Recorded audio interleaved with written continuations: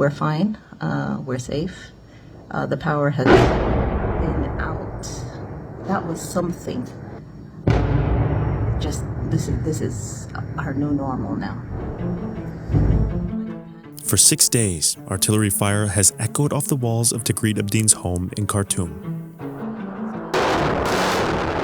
Fighting in her city broke out on April 15th between Sudan's military, led by President General Abdel Fattah al-Burhan, who's commander of the Sudanese armed forces, and Vice President General Mohammed Hamdan Dagalo, the commander of the paramilitary rapid support forces known as RSF.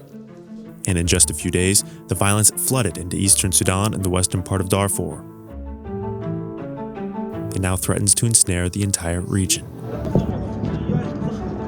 Fighting erupted this month over a disagreement between the integration of the RSF into Sudan's military as part of a transition towards civilian rule. Tensions between both sides have been simmering for years. In 2019, a coup ousted Sudan's longtime Islamist extremist leader Omar Hassan al-Bashir. Bashir had directed a campaign of killings against civilians in Darfur. He became the first sitting head of a state to be indicted by the International Criminal Court.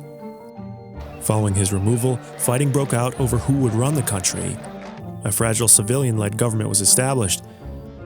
But that leadership was dismantled in 2021 when the country's two most powerful military men joined forces to detain the prime minister and his cabinet, dissolve parliament, and declare a state of emergency. An uneasy power-sharing alliance was brokered by the men following the coup, but it seems to have collapsed. And residents in Khartoum say the renewed fighting opens a window for the return of Bashir's Islamist movement. Since the fighting started, the Islamists have been giddy with excitement.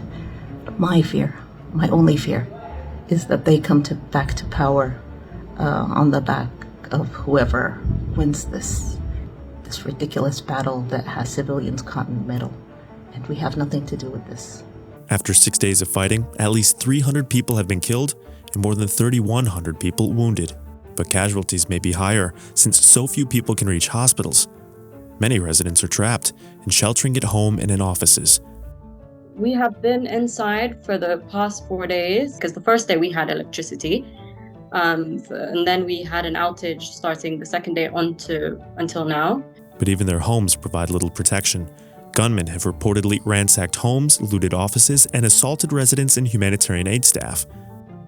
I'm worrying every night if people are going to come walk into the house trying to take whatever food we have and whatever money we have, and that's been happening all around Khartoum. The longer this war lasts, the longer we're going to have people starve and people go through situations where now they have to steal and they have to try to really live. On April 17th, a U.S. diplomatic convoy in Sudan came under fire, according to Secretary of State Antony Blinken. Following a phone call with Blinken, the RSF said it agreed to a 24-hour ceasefire to allow the safe passage of civilians out of the country. But the ceasefire never came. A second attempt at a ceasefire was met with more fighting. Those in Khartoum are now waiting for an end to the violence. The ceasefire never happened.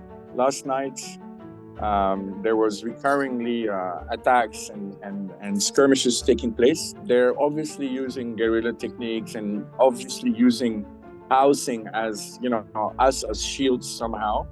It's a dirty war, that's for sure.